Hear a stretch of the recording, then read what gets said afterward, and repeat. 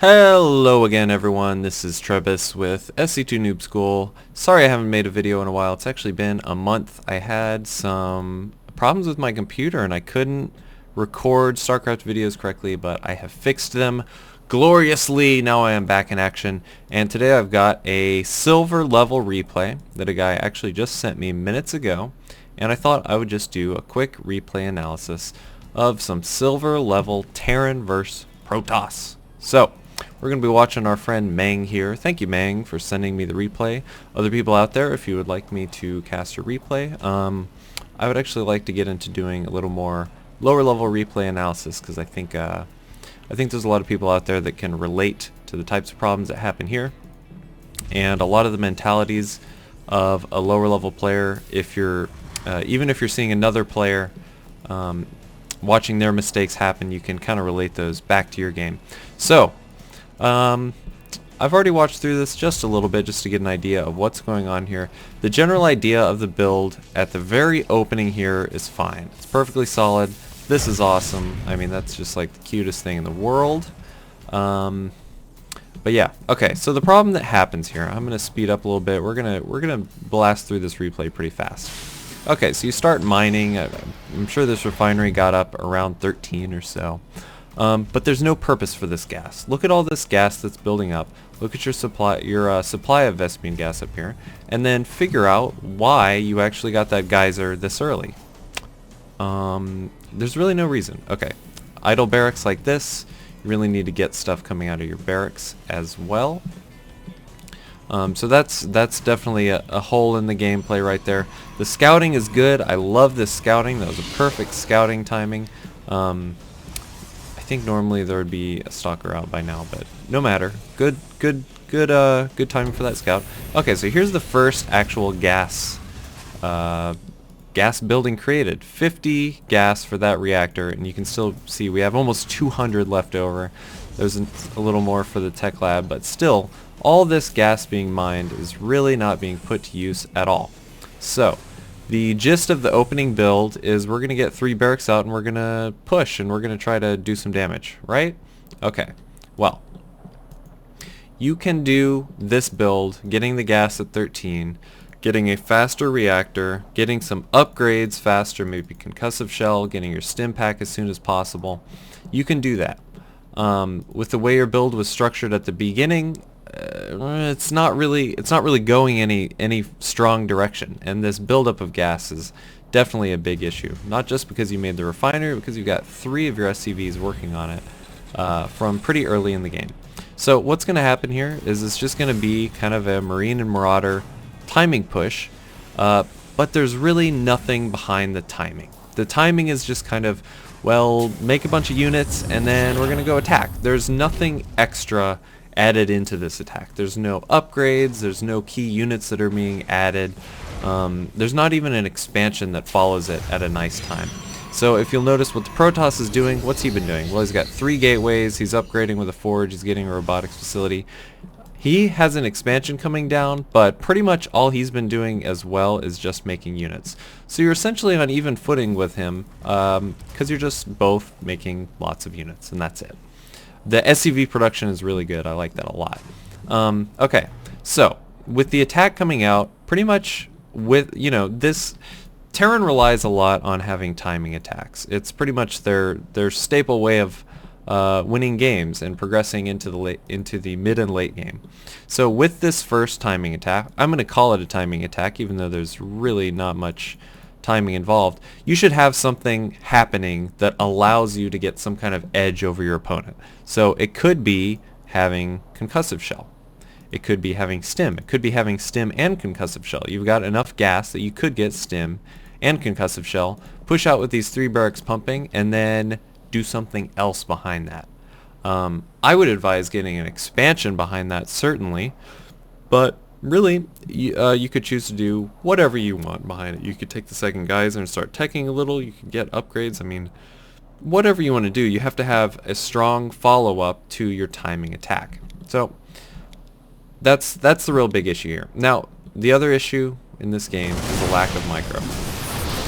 You can do a lot, scoot your units back, fire a shot. Scoot your units back, fire a shot. And these zealots will be very, very much less effective if you're doing something like that, especially if you got something like a cheap upgrade like concussive shell. Then you can kite those zealots forever, and you actually could have won this battle pretty convincingly.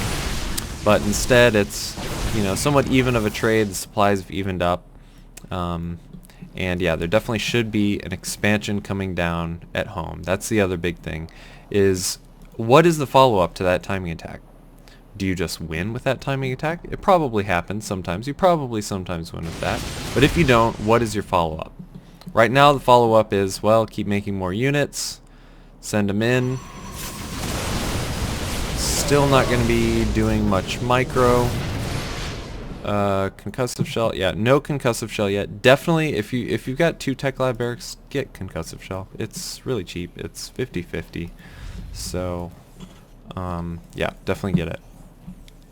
So this command center should have been going down much sooner.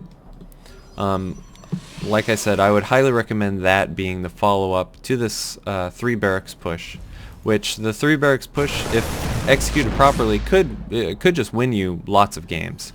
Anytime your opponent has expanded before you, if you're doing a nice timing push with concussive shell and stim being really the key, you can just win that game outright. And if you don't, you have a command center to fall back on. So command center is late. And then going into this battle, the lack of concussive shell is going to hurt a lot once again. There's a lot of micro that could be done here. You know, going back shooting, that whole deal. Yeah. That's really the biggest thing at this point. So by now you've added on, done quite a bit of teching, added 2 starports, not getting any upgrades yet or anything of that nature. This DT thing, I mean, this really is just crisis management, how you can handle a crisis like this. And if I go to your cam, what are we going to see here? Okay, kind of freaking out a little bit, not really sure what to do. Pretty much goal number 1, keep all your SCVs alive. That's the absolute first thing you want to do. And then second thing, produce units. You see you're panicking and not spending any of your resources anymore.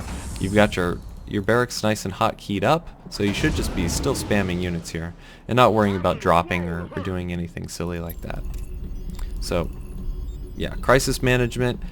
The biggest thing you can do in a crisis like this is keep doing what you were doing. Take care of the DTs, of course you want to take care of the DTs. Save your SCVs if you can, but the biggest thing is continue your normal plan. These barracks being inactive for so long totally accounts for the 2,000 mineral build up here. Also, anytime you see your resources this lopsided, just make sure you have all your geysers, because you could easily throw 6 more SCVs over there and stick them in the geyser and it'd be good.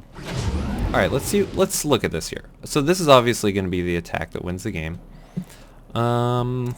Units lost. At this point, you've lost more of your units, primarily due to lack of micro, lack of things like concussive shell can help you out so much especially against Protoss. What else can we look at here? Let's look at the army size. So he's got a 4,000 mineral army. You've got a 1,000 mineral army. Now, if you had spent all of these minerals, obviously it'd be a lot closer. But he's pretty much won the game at this point. So the real lesson to be learned, I wouldn't take much from the DT thing that happened, because that was really the move that lost the game. But I would try to tighten up your early to mid game a lot more, and make your timing push really have a reason. Have a reason that each of your pushes is coming out at a certain time. You see this push? I guess you could call this a timing push. The timing push where he has 6 Archons. Sure, whatever. But at least with his push, he's got something, some kind of tech or some kind of utility that is going to make his army better than yours. In this case, it's Archons. So, like I was saying, your timing push could have been stim. It could have been with stim and concussive shell. You could even do a timing push with some medevacs or something like that. There just needs to be a reason. for each push to happen, and then with each push have a strong follow-up. That's the other key. So reason for the push and then a strong follow-up. Think of reasons that make sense. Don't let me just give you the answers to everything. Because at silver level, at Silver League, you can do, if you have good macro, you can do pretty much any strategy you want, and it's probably going to work out if you've got some, some decent strategic thinking, at least in terms of how you're going to execute it. So yeah, that's really it. Anyway, thank you everyone for watching. Please send me more replays. It's sc2noobschool@gmail.com, and I may cast them just like this. So I need replays of all leagues, bronze through diamond, we'll say. And yeah, look forward to getting those. Thank you for watching. GG.